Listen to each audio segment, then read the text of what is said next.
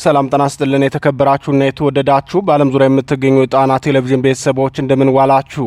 አክብሮታዊ ሰላምታችን በያላችሁበት የምድር ዳርቻ ሁሉ ከጣና ቴሌቪዥን ዜና ክፍል ይድረሳችሁ እያልን የዕለቱን ዋና ዋና ዜናዎች ርዕሶቹን አስቀድመን እናስደምጣችኋለን። የሰራዊቱ አባላት ወደ ፋኖ መቀላቀላቸው የጦርነቱን አቅጣጫ አመላክቷል። ከብልጽግናው ጦር ወጥተው ፋኖን ስለተቀላቀሉት የሰራዊቱ አባላት የአማራ ፋኖ ብሔራዊ ንቅናቄ አሳምነው አምስተኛ እዝ ህዝብ ግንኙነት መምሪያ ያደረሰን መረጃ በቀዳሚነት ይደመጣል። ተጠናክሮ የቀጠለው የፋኖ ሰራዊት ግንባታ በጎንደር የአማራ ፋኖ ብሔራዊ ንቅናቄ ጎንደር ጠቅላይ ግዛት በላይ ዘለቀ ዕዝ ከወታደራዊ ተጋድሎና ከምክክር ስራዎቹ ጎን ለጎን የሰራዊት ግንባታና ስልጠናውን ማጠናከሩን ይዘነዋል። የህወሓት ማስጠንቀቂያ የድብቅ ድርድሩ ሂደትና ጽምዶ በሚል ርዕስ በኢትዮጵያ የፖለቲካ ምዕራፍ እየተከሰቱ ያሉ አዳዲስ ክስተቶችን የህወሓትን ማስጠንቀቂያና በተለያዩ ወገኖች መካከል ስለሚነሱ የድርድር ሂደቶች እንዳስሳለን። ኢትዮጵያ ወዴት እየሄደች ነው? አዲስ ጥምረቶች፣ የአማራ ጦርነትና የፌዴራል ስልጣን ፈተና በሚል ርዕስ አሁናዊው የኢትዮጵያ ፖለቲካዊና ደህንነታዊ ሁኔታ ወዴት እያመራ ነው በሚል ጥያቄ የተዘጋጀውን የዶክተር አክሎግ ቢራራ ትንታኔ እናስደምጣችኋለን። እነዚህንና ሌሎች የተመረጡ ዜናዎችን ይዘናል። እስከ ዜናችን ፍጻሜ ድረስ አብራችሁ እንድትቆዩ እየጋበዝን ወደ ዝርዝር ዜናዎቹ እናልፋለን።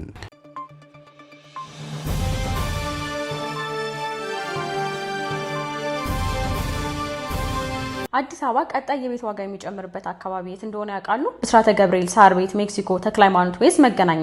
እነዚህ ዋጋቸው ከፍተኛ በሆኑ የከተማችን ቦታዎች ላይ ተመጣጣኝ ዋጋ ያላቸውን ቤቶች ከ3 ሚሊዮን ብር ጀምሮ እስከ 6.5 ሚሊዮን ብር ድረስ ከፍተኛና እውነተኛ ቅናሽ የተደረገባቸው እነዚህ ቤቶች ባለ 1 መኝታ ከ60 ካሬ እስከ 98 ካሬ፣ ባለ 2 መኝታ ከ85 ካሬ እስከ 137 ካሬ፣ ባለ 3 መኝታ ከ120 ካሬ እስከ 200 ካሬ ድረስ ይገኛሉ።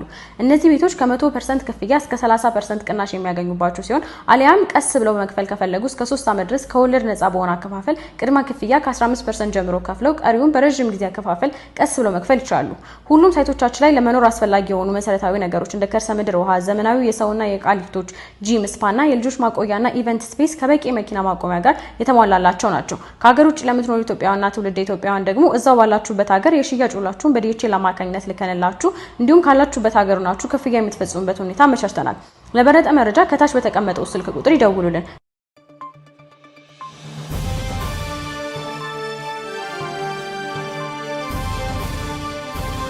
የሰራዊቱ አባላት ወደ ፋኖ መቀላቀላቸው የጦርነቱን አቅጣጫ አመላክቷል። የአማራ ህዝብ የሉና ትግል 3ኛ ዓመቱን በያዘበት በዚህ ወቅት ከብልጽግናው ጦር ወጥተው ፋኖን የተቀላቀሉ የሰራዊት አባላት መኖራቸውን የአማራ ፋኖ ብሔራዊ ንቅናቄ አሳምነው አምስተኛ እዝ ህዝብ ግንኙነት መምሪያ አስታወቀ። በነሐሴ 17 ቀን 2018 ዓ.ም እዙ ለጣና ቴሌቪዥን በላከው መረጃ የአፋብን አሳምነው አምስተኛ እዝ አጼ አምደ ጽዮን ኮር ንጉሥ ሳህለስላሴ ክፍለ ጦር አባላት ከብልጽግናው ሰራዊት እየወጡ ፋኖን የሚቀላቀሉ አባላት የመቀበል ሂደቱ ቀጥሏል ብሏል።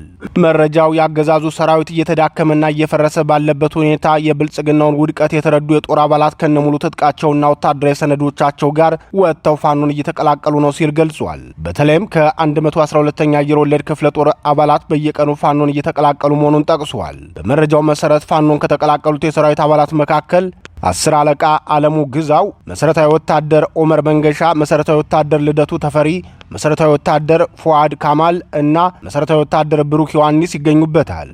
በተጨማሪም አቶ ደቆሴ የሺዱላ የተባለ ሚሊሻ አባል የጓደኛውን መሳሪያ ይዞ የአጼ ምኒልክ ክፍለ ጦርን መቀላቀሉን እዙ አስታውቋል። እዙ ቃል አቀባይ መረጃ እንደሚለው እነዚህ አባላት በጠቅላላ 7 ክላሽንኮቭ መሳሪያዎች፣ 1402 ተተኳሽ፣ 27 ካዝናዎች፣ 5 የደረት ትጥቆች፣ 8 ኤፍ1 ቦምቦችና 2 ወታደራዊ ቦርሳዎችን ይዘው መምጣታቸው ተገልጿል። በዝርዝሩ መሰረት 10 አለቃ አለሙ ግዛው 2 ኤኬ 103 ክላሽንኮቭ 250 ተተኳሽ 6 ካዝናና የደረት ትጥቅ ይዞ መምጣቱ ተገልጿል። መሰረታዊ ወታደር ኦመር መንገሻ 1 ኤኬ 103 5 ካዝና 2 ኤፍ1 ቦምቦች 300 ተተኳሽ የደረት ትጥቅና ወታደራዊ ቦርሳ ይዞ መምጣቱን መረጃው ያስረዳል። የአሳምነው አምስተኛ እዝ ህዝብ ግንኙነት መምሪያ ይህንን የሰራዊት አባላት መክዳትና ፋኖን መቀላቀል የጦርነቱ አቅጣጫ መለወጥ ምልክት ሲል ገልጾታል። እዙ ሌሎች የሰራዊት አባላት የእነዚህን አባላት አርያ በመከተል ህይወታቸውን እንዲያተርፉ ጥሪ አቅርቧል። የሰራዊት አባላት በብዛት ከጦርነት መክዳታቸውና በተቃራኒ ወገን ካለው ኃይል መቀላቀላቸው በጦርነቱ ወቅት የአንድን ወገን የውጊያ አቅምን በመጨመርና የሌላኛውን የሰው ኃይልና የሞራል አቅም በመቀነስ ረገድ ተጽዕኖ ሊኖረው እንደሚችል ተንታኞች ያስረዳሉ።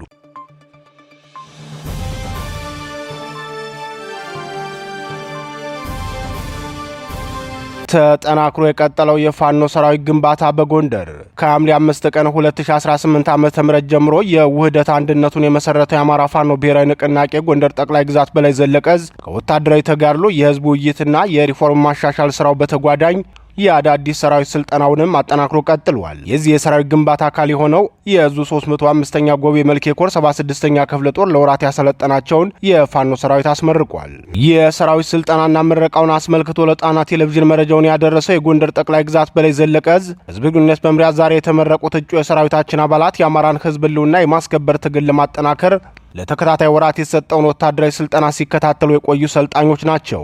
ተመራቂዎቹ ላለፉት ተከታታይ 3 ወራት ያጋጠሟቸውን ሁሉንም ችግሮችና ፈተናዎች በጽናት በመጋፈጥ የጀመሩትን ጠንካራ ወታደራዊና ስልታዊ ስልጠና በስኬት ማጠናቀቅ የቻሉ ናቸው። ለአማራ ህዝብ ህልውናና መብት መከበር በሚደረገው ትግል ውስጥ ራሳቸው ሙሉ በሙሉ በማዘጋጀት ግንባር ቀደም ሚናቸውን ለመወጣት ቃል ገብተዋል ብለዋል። በሰልጣኞቹ የምረቃ ስነ ስርዓት ላይ የተገኙት የዕዝና የኮር አመራሮች ይህ ታላቅ ዝግጅት ከጎንደር አንድነት ማግስት የተፈጸመ መሆኑ ልዩ ስሜት የሚሰጥ ነው።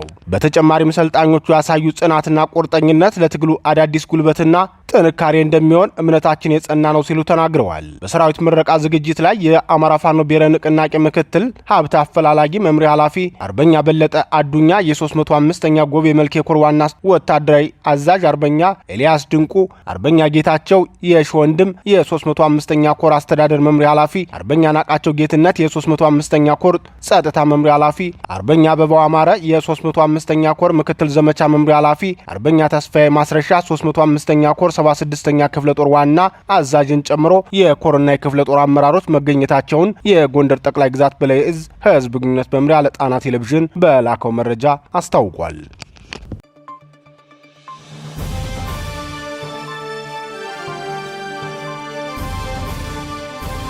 የህወሓት ትዕግስት ማስጠንቀቂያ፣ የድብቅ ድርድርና በጽምዶ ጥምረት መካከል የተከፈተው ጉዳይ የህወሓት አስገዳጅ የፖለቲካ መፈግፈግና አዲስ ተመሰረተ በተባለው ጽምዶ ጥምረት ዙሪያ የተጠበቀው አለመገኘቱ ህወሓት ትዕግስቴን እንደ ድክመት ሊቆጠር አይገባም ሲል ማስጠንቀቂያ መስጠቱም በአክቲቪስት ጀዋር መሐመድና አስረስ ማረዳምጤ የገቡበት ሰጥ አገባ የምንመለከታቸው አባይት ጉዳዮች ናቸው። ስልጣን በኃይል የተቆጣጠረው ህወሓት መራሹ የትግራይ አስተዳደር የትግራይን ህዝብና ግዛት ከጥቃት የመከላከል አቅም እንዳለው በማሳሰብ መግለጫ አውጥቷል። ይህ መግለጫ በዋናነት የተሰጠው ህወሓት ከትግራይ ህዝብ ሊነሳበት የሚችለውን እምነት የማጣት አደጋና አመጽ ለመከላከል በማሰብ መሆኑን የፖለቲካ ታዛቢዎች ይገልጻሉ። በይፋ ጽምዶ ተብሎ ከሰየማቸው አጋር አካላት የሚጠብቀውን ድጋፍ ያላገኘው ህወሓት ከጀርባ ከፌዴራል መንግስቱ ጋር ለመደራደር ጥረት እያደረገ መሆኑም ተሰምቷል። የመረጃ ምንጮች እንዳረጋገጡት ከሆነ ህወሓት በኬንያ ሊካሄድ ታስቦ ለነበረው የድርድር ሀሳብ ፈቃደኛ ቢሆንም ገዢው የብልጽግና ፓርቲ ግን ጥያቄውን በጭራሽ ውድቅ ማድረጉን የተጋለጠው። በሌላ በኩል በትግራይ ክልል መቀሌ ከተማ ተፈጸመ የተባለው የድሮን ጥቃት ውጥረትን ፈጥሯል።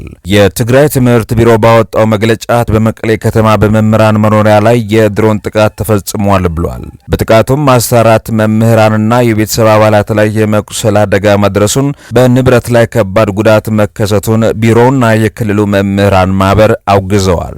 የክልሉ አስተዳደር ይህን ሁኔታ ተባብሶ ወደ ለየለት ጦርነት እንዳያመራ ዓለም አቀፍ ማህበረሰብ ጣልቃ እንዲገባ ጥሪ እያቀረበ ይገኛል። የፖለቲካ ልዩነቶችን በንግግር ለመፍታት አሁንም ዝግጁ መሆኑን እየተናገረ ይገኛል። መንግስትም በጋራ ለመውጋት ተመስርቷል በተባለው ጽምዶ ጥምረት ውስጥም ከፍተኛ ክፍተት መፈጠሩ እየተነገረ ነው። ህወሓትም ከነዚህ አካላት ላይ በግልጽ በሚጠብቀው መልኩ ድጋፍ እያገኘ አይደለም ተብሏል። በጀዋር መሐመድና በአስረስ ማረዳምጤ መካከል የተፈጠረው ፍጥጫም የብዙዎችን ትኩረት ስቧል። ከቀናት በፊት ጀዋር መሐመድ የወለጋ ፋኖም በተመለከተና አስረስ ማረ ወደ ወለጋ ሲሄድ ብልጽግና እየሰማ ምንም አላደረገውም ማለቱም ትጥቅና ስንቅ የሚያቀርብለት ከብልጽግናው መንግስት ነው፣ በቅርቡ እጁን ሰጥቶ በአዲስ አበባ የጎልፍ መጫወቻ ሜዳ ታዩታላችሁ ሲል ከባድ ውንጀላ መሰንዘሩ የሚታወስ ነው። ለዚህ ክስ ምላሽ የሰጠው አስረስ ማረ ዳምጤ በበኩሉም ከእኔ ይልቅ ለብልጽግና የሚቀርበው ጀዋር ነው፣ ነው ጀዋር በተለይ ከጦር ኃይሎች ጠቅላይ ኤታማዦር ሹም ፊልድ ማርሻል ብርሃኑ ጁላ ጋር የጠበቀ ግንኙነት አለውም ብሏል። አክሎም ማስረስ ማረ ፊልድ ማርሻሉን ጠቅላይ ሚኒስትር አብይ አህመድ ግደሉትና እኔን ተኩኝ የሚለው ራሱ ጀዋር ነው በማለት ከባድ የፖለቲካ ሴራን አጋልጧል። የጀዋርን ንግግር ተራ ዱርዬዎች ወሬ ሲልም አጣጥሎታል። በአጠቃላይ ህወሓት በአንድ በኩል ከፌዴራል መንግስቱ ጋር ያለውን ውጥረት ለማርገብ ድርድር እየፈለገ በሌላ በኩል ደግሞ የውስጥ የፖለቲካ ለማረጋጋት የሚሰጣቸው ማስጠንቀቂያዎች እንዲሁም በጽምዶ ጥምረት አባላት መካከል የተፈጠረው የእርስ በርስ መጠራጠር በአደባባይ የተፈጠሩ ያሉት የቃላት ጦርነት የሀገሪቱን የፖለቲካ ትኩሳት ይበልጥ ውስብስብ እያደረጉት ይገኛሉ።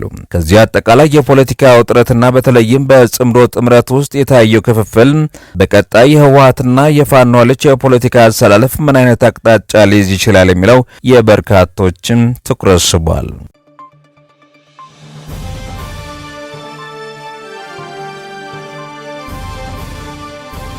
በገደል አፋፍ ላይ ያለችው ኢትዮጵያ እንደ ኢኮኖሚስት ትንታኔ። ኢኮኖሚስት መጽሔት ከቅርብ ጊዜ ወደ ኢትዮጵያን አስመልክቶ የሚያወጣው ትንታኔዎች ሀገሪቱን የፖለቲካ የጸጥታና የኢኮኖሚ አቅጣጫ በስጋት የሚመለከቱ ናቸው። በተለይም ኢትዮጵያ ወደ ለየለት ጦርነት ይበልጥ እየተጠጋች ነው በሚል ርዕስ ያወጣው አነጋጋሪ ዘገባ አሁን ላይ ሀገሪቱ ያለችበትን አሳሳቢ ሁኔታ ቁልጭ አድርጎ የሚያሳይ ነው ተብሏል። ኢኮኖሚስት በቅርቡ ባወጣው ትንታኔ ኢትዮጵያ ዋነኛ ስጋት አድርጎ ያነሳው በሰሜን የሀገሪቱ ክፍል እያንዣበበ ያለውን የዳግም ጦርነት አደጋ ነው። እንደ መጽሔቱ ዘገባ በህወሓትና በብልጽግናው መንግስት መካከል ያለው ውጥረት ከመቼውም ጊዜ በላይ አሻቅቧል። በቅርቡ የተከሰቱ ወታደራዊ ግጭቶች፣ የበረራ መቋረጦችና በድሮን የታገዙ ጥቃቶች የ2013 ከ2015 አውዳሚ ጦርነትም ትዝታ የሚቀሰቅሱ መሆናቸውን ዘገባው ያትታል። አብይ አህመድ ህወሓትን ኢትዮጵያን ለማፍረስ ዓላማ ያላቸው ከዳተኞች ሲሉ መክሰሳቸውን ያስታወሰው መጽሔቱም በሌላ በኩል ደግሞ የብልጽግና ሰራዊት ከፍተኛ ሁኔታ ወደ አካባቢ እየተንቀሳቀሰ መሆኑን በስጋት አስነብቧል። በተለይም የወልቃይት ጠገዴ ጠለምት ጉዳይ ያልተፈታ የፖለቲካ ፈንጅ ሆኖ መቀጠሉና ጦርነቱ ዳግም የሚያገረሽ ከሆነ ከጎረቤት ሱዳን ቀውስ ጋር ተዳምሮ የፖለቲካ እልቂቱ ቀጠናዊ መዘዝ ይኖረዋል ሲል አጠናክሮ አስጠንቅቋል። በፖለቲካውና በጸጥታ አለመረጋጋት ክፉኛ የታመሰው የኢትዮጵያ ኢኮኖሚ ሌላው የትንታኔ ትኩረት ነበር። ከቅርብ ጊዜ ወደ ኢትዮጵያ በአፍሪካ ከፍተኛ የኑሮ ውድነት የሚታይባቸው ሀገራት ቀዳሚውም ሆናለች። እንደ መጽሔቱና ተያያዥ ዓለም አቀፍ ሪፖርቶች ከሆነ የብር የመግዛት አቅም ማሽቆልቆል ኢትዮጵያ ብር በዓለም ላይ ካሉ ደካማ ገንዘቦች ተርታ መሰለፍና ባለ ሁለት አሃዝ የዋጋ ግሽበት የዜጎችን የኑሮ ውድነት እጅግ አክብዶታል ተብሏል። በመዲናው አዲስ አበባ ያለው ከፍተኛ የቤት ክራይ ዋጋ እንዲሁም መሰረታዊ የሸቀጥና የምግብ ዋጋ ንረት የህዝቡን የዕለት ተዕለት ኑሮ ፈታኝ ማድረጉን መረጃ ያሳያል። ይህንን የኢኮኖሚ ጫና ቀውስ ቀጥታ ኢንቨስትመንት መዳከምና ከብድር ጫና ጋር ተዳምረው የሀገሪቱ እድገት ተስፋ እያደበዘዘ ይገኛል። የዚህ ኢኮኖሚስት የስለላ ተቋምና ሌሎች ዓለም አቀፍ ተቋማት የኢትዮጵያን መንግስት አሁን ላይ አምባገነናዊ ስርዓት ወዳለችው ሀገር ተርታ መድቧታል የተባለው በ2010 ዓ.ም የነበረው የለውጥና የዲሞክራሲ ሽግግር ተስፋ ሙሉ በሙሉ በሚባል ደረጃም ከሽፏል የሚለው የባለሙያዎቹ ትንታኔ ገዢው ብልጽግና ፓርቲ የፖለቲካ ምህዳሩን ማጥበቡንና ዋና ማሳያ አድርጎ ያነሰዋል። በተጨማሪም የፕሬስ ነጻነት መታፈኑን፣ የጋዜጠኞች እስርና እንግልት፣ ከዚህ ቀደም የዚህ ኢኮኖሚስት ዘጋቢ ቶም ጋርድነር ከሀገር መባረሩን ጨምሮ የዲሞክራሲ ስርዓት ግንባታ ወደ ኋላ ማሽቆልቆሉን በግልጽ ያሳያል። የዚህ ኢኮኖሚስት ትንታኔዎች በማጠቃለያ ሲታዩ የሚያሳዩት አንድ አብይ ቃል ኢትዮጵያ እጅግ አደገኛ በሆነ መስቀለኛ መንገድ ላይ ቆማለች። የብልጽግና መንግስትና የክልል ኃይሎች ልዩነታቸውን በጠረጴዛ ዙሪያና በውይይት ካልፈቱም፣ መንግስት የኢኮኖሚ መዋቅራዊ ማሻሻያ በቁርጠኝነት ካልተገበረም፣ እንዲሁም ሁሉን አሳታፊና ታጋሽ የፖለቲካ ምህዳር ካልተፈጠረም መጽሔቱ እንደሚሰጋው ሀገሪቱ ወደማያባራ የእርስ በርስ ግጭትና የተሟላ ኢኮኖሚ ውድቀትም ልታመራ ትችላለች ብሏል። የመፍትሄው ቁልፍ ያለው ከጠበንጃ አፈሙዝ ይልቅ የፖለቲካ እርቅና በብሔራዊ መግባባት ላይ መሆኑን ዓለም አቀፍ ማህበረሰብም ሆነም የፖለቲካ ተንታኞች በአጽንኦት እየመከሩ ይገኛሉ ብለዋል።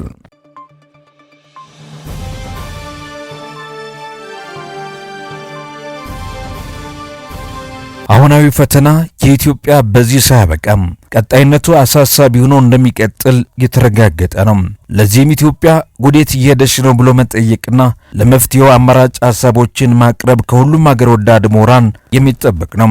በዚህ በኩል ተደጋጋሚ የመፍትሄ ሐሳቦችን ሳያሳልሱ የሚያቀርቡት ታዋቂው የአደባባይ ምሁር ዶክተር አክሎግ ቢራራም ዛሬም በዚህ አንገብጋቢና አሳሳቢ ጉዳይ ላይ የትንታኔ ሐሳብ አጋርተውናል። ኢትዮጵያ ወዴት እየሄደች ነው? አዲስ ጥምረቶች፣ የአማራ ጦርነትና የፌዴራል ስልጣን ፈተና በሚል ርዕስ አሰናድተው ያደረሱንን ትንታኔ እናስደምጣቸዋለን። ታዋቂውን አገር ወዳድ ምሁር ዶክተር አክሎግ ቢራራ ላደረሱን ትንታኔ በክቡራን የጣና ቴሌቪዥን ቤተሰብ ስም ልባዊ ምስጋናችን እያቀረብን በቀጥታ ወደ ትንታኔው እናመራለን። ኢትዮጵያ ወዴት እየሄደች ነው? አዲስ ጥምረት፣ የአማራ ጦርነትና የፌዴራል ስልጣን ፈተና በዶክተር አክሎግ ቢራራ። ኢትዮጵያ ያለችበት የፖለቲካና የደህንነት ሁኔታ ከአንድ ክልል ወይም ከአንድ የታጠቀ ኃይል ጋር ብቻ የተያዘ አይደለም። በአማራ ክልል በፋኖ በኦህዴድ ብልጽግና ሰራዊት መካከል የቀጠለው ጦርነት፣ በትግራይ ክልል ያለው አዲስ ውጥረት፣ በኦሮሚያ የሚቀጥለው የታጠቀ ግጭትና ከኤርትራ ጋር ያለው የተወሳሰበ ግንኙነት በአንድ ላይ ሲታዩም አገሪቱ ወደ ብዙ ግንባር ቀውስ እንዳትገባ ከባድ ስጋት ያንዣበበባት አድርጓታል። ለዚህም ከፍተኛ ጥንቃቄ ይጠይቃል። በዛሬው የትንታኔ ዝግጅታችን የቀጠናውን ውጥረትና የኢትዮጵያን ቀጣይ ሁኔታ ከጥንስሱም እስከ መፍትሄው እንመለከታለን። አዲስ የፖለቲካና የታጠቁ ኃይሎች ጥምረት በቀዳሚነት እንመልከትም። ከፋኖ አመራሮች የወጡ የቅርብ ጊዜ መግለጫዎች ከአማራ ውጭ ካሉ የፖለቲካና የታጠቁ ኃይሎች የጋራ ትብብር ውይይት መኖሩን ያመላክታል። ውይይትን ብቻ ሳይሆን ወደ መጨረሻ መግባባት ደረጃ መድረሳቸውን እየተናገሩ ነው። የእነዚህ ውይይቶች ዋና የጋራ መሰረት የአብይ አህመድን መንግስት መቃወም እንደሆነም ተገልጿል። ሆኖም ይህ እንደ ሙሉ በሙሉ የተቋቋመ የጋራ ወታደራዊ ግንባር መግለጽ ገና ቀደምት የነበረ ነው። የጥምረቱ አባላት የጋራ ፖለቲካዊ ፕሮግራም፣ የእዝ ሰንሰለትና የረጅም ጊዜ ዓላማ በገለልተኛ ምንጮች ሙሉ በሙሉ የተረጋገጡ አይደሉም። በተጨማሪም በአሁኑ ጊዜ አንድ ጥላት ላይ መግባባት ብቻ ዘላቂ ጥምረት ለመፍጠር በቂ አይደለም። በመሬት በፌዴራሊዝም በህገ መንግስትና በወደፊት የስልጣን አደረጃጀት ላይ ያሉ ጥልቅ ልዩነቶች እነዚህን ጥምረቶችም ሊፈትኗቸው ይችላሉ። በዚህ ጉዳይ የአማራ ህዝብ የህልውና ትግል በአደራነት ተቀብሎ ትግሉን እየመራ ያለው የአማራ ፋኖ ብሔራዊ ንቅናቄ አቋሙን በግልጽ ይፋ ባያደርግም በተዘዋዋሪ በፖለቲካ ቋንቋም ህወሓትን ጨምሮ ከሌሎች አክራሪ ብሔርተኞች ቡድኖች ጋር የፋኖ መሪዎች ጥምረት ወይም ትብብር መፍጠራቸውን እየገለጹ ይገኛሉ። በዚህ ሁኔታ በግልጽ መታየት ያለበት አንገብጋቢ ጉዳይ የብልጽግና መንግስት በአማራ ህዝብ ላይ የከፈተው ጦርነት ወዴት ላመራ ይችላል የሚለው ጥያቄ ነው። በቅርብ ጊዜ የሚታየው ከፍተኛ እድል ፈጣን የአንድ ወገን ድል ሳይሆን የተራዘመ ግጭት ነው። ፋኖ በብዙ የአማራ አካባቢዎች የማህበረሰብ ድጋፍና የመሬት ዕውቀት ሲኖረው የብልጽግና መንግስት ደግሞ የመሬት ተቋማትን፣ የጦር ኃይልን፣ የፋይናንስና ዲፕሎማሲ አቅምን ይዟል። የሚዛን ግጭቱን ከፍ ያለ የሰው ህይወትና የኢኮኖሚ ዋጋ ያለው የረጅም ጊዜ ጦርነት ሊያደርገው እንደሚችልም ይታወቃል። በርካታ ምሁራን ጦርነቱን ከክልሉ እንዲያወጣ ደጋግመው ጥያቄ ቢያቀርቡም የምሁራኑና የህዝቡ ጥያቄ ጦርነቱን ከክልሉ እንዲወጣ የሚወተውት ቢሆንም አሁን የተፈጠረ የሚባለው የጸረ ብልጽግና ኃይሎች ዋና መታገያ ሜዳው አማራ ክልል እንዲሆን የመረጡ ይመስላል። ይህ ደግሞ በክልሉ የሚደርሰውን ቀውስ እጅግ ውስብስብና አሳሳቢ ያደርገዋል። ሌላው የኢትዮጵያ አሳሳቢ ጉዳይ አዲስ አበባን በተመለከተ የተያዘበት አጀንዳ ነው።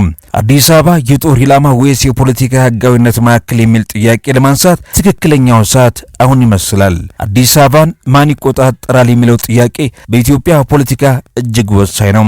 ሆኖም ጥያቄው የወታደራዊ ቁጥጥር ብቻ መሆን የለበትም። አዲስ አበባ የፌዴራል ተቋማት፣ የዲፕሎማሲ ማዕከላት፣ የአፍሪካ ህብረት፣ የንግድና ፋይናንስ ተቋማት መቀመጫ መሆኗ ግልጽ ነው። ስለዚህ በከተማዋ ላይ የሚፈጠር ከባድ የጦር ግጭት ለኢትዮጵያ ብቻም ሳይሆን ለቀጠናው ከፍተኛ የደህንነት ኢኮኖሚ ችግርም ሊፈጥር ይችላል። በዚህ ምክንያት የተቃዋሚ ኃይሎች አዲስ አበባን በጦር መያዝን ከማዕከላዊ ዓላማ ይልቅ በከተማዋና በሀገሪቱ ሰፊ ህዝብ ዘንድ የሚታመን የፖለቲካ አማራጭ መገንባት ቅድሚያ ሊሰጠው ይገባል።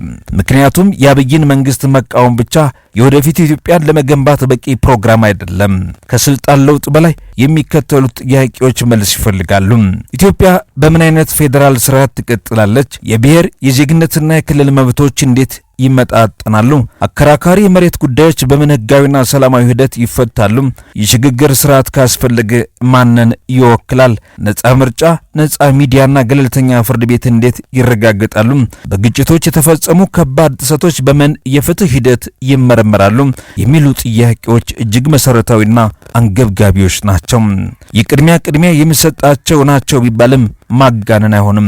ስለዚህ ዘላቂ ለውጥ የሚመጣው ከአንድ ቡድን የጦር ድል ብቻ ሳይሆን በሰፊ ህዝባዊ ስምምነት፣ በሰላማዊ ፖለቲካ ተሳትፎ፣ በተቋማዊ ለውጥና በተጠያቂነት ስርዓት ነው። ለዚህ ወሳኝ ምዕራፍ መከፈት ደግሞ የመላው ኢትዮጵያውያን ድርሻ ከፍተኛ ትርጉም አለው። ዜጎች፣ ሲቪክ ማህበራት፣ ምሁራን፣ ሚዲያዎችና ዲያስፖራ ሊያተኩሩባቸው የሚገቡ ጉዳዮችም አሉ። ከሁሉም በፊት ከብሔር የበለጠ የዜጎችን ደህንነት፣ የህግ የበላይነትና ነጻ የፖለቲካ ተሳትፎ ተጠያቂነትን የሚያስቀድም የጋራ ፕሮግራም ያስፈልጋል። በሁሉም ወገን በሲቪሎች ላይ የሚፈጸምን ጥቃት መቃወም፣ ጥሰቶች በተረጋገጠ ማስረጃ መመዝገብ፣ የጥላቻ ንግግርን መከላከልና ሰላማዊ የፖለቲካ ለውጥ መጠየቅ በወደፊት የሀገሪቱ ህጋዊነት ላይ ወሳኝ ይሆናል። ሌላው መዘንጋት የሌለበት ወሳኝ ኃይል የዲፕሎማሲው ክንፍ ነው። የዓለም መንግስታትና የአፍሪካ ተቋማት ምን ማድረግ ይችላሉ የሚለውን ስንመለከት የኢትዮጵያ ቀውስ ለማስቀረትና የተረጋጋ ስርዓት ለመፍጠር ወሳኝ አካል ሆኖ እናገኘዋለን። የውጭ መንግስታትና ዓለም አቀፍ ተቋማት አንድ ወገን ለጦር ድል ከመደገፍ ይልቅ ለፖለቲካ መፍትሄ ጫና ማድረግ ይችላሉ። የአፍሪካ ህብረትን ጨምሮ ሌሎች ሀገራዊና ክፍለ አህጉራዊ ተቋማት የሚመሩትን አካታች ውይይት ማበረታታት፣ ለሲቪሎች የሰብአዊ እርዳታ ያለ እንቅፋት እንዲደርስ መጠየቅ፣ ከባድ የሰብአዊ መብት ጥሰቶች በሚፈጽሙ ግለሰቦች ላይ የታለመ የቪዛና የፋይናንስ ጫና ማድረግ እንዲሁም ገለልተኛ ምርመራና ተጠያቂነት መደገፍ ዋና ሚናቸው ሊሆን ይችላል። ይህን ሚናቸውን እንዲወጡ ደግሞ ሁሉም የትግሉ ተሳታፊዎችና መሪዎች ትኩረት ሰጥተው ሊሰሩበት ይገባል። ብዙ ጊዜ በጦርነት የተገኘ ድል ብዙ ርቀት ሳይጓዝ የሚኮላሸው የአፈሙዝን ትግል በዲፕሎማሲ ስለማይደገፍ መሆኑን ታሪክ ይናገራል። የኢትዮጵያ ቀውስ ማን አብይን ያስወግዳል በሚል ጥያቄ ብቻ አይፈታም። ዋናው ጥያቄ አሁን ያለው ስርዓት ከተቀየረ በኋላ በምን አይነት የጋራ ስምምነት፣ በምን ተቋማትና በምን የፍትህ መርሆች ይተካል የሚለው ነው። ሰላማዊና ዘላቂ ለውጥ የሚያመጣው የአንድን ብሔር ወይም የአንድን ታጣቂ ቡድን በሌላ ላይ ድል ሳይሆን ሁሉም ዜጎች ደህንነታቸውን፣ ክብራቸውና የፖለቲካ መብታቸውን የተጠበቀበት አዲስ ብሔራዊ ስምምነት ነው ይላሉ ምሁሩ።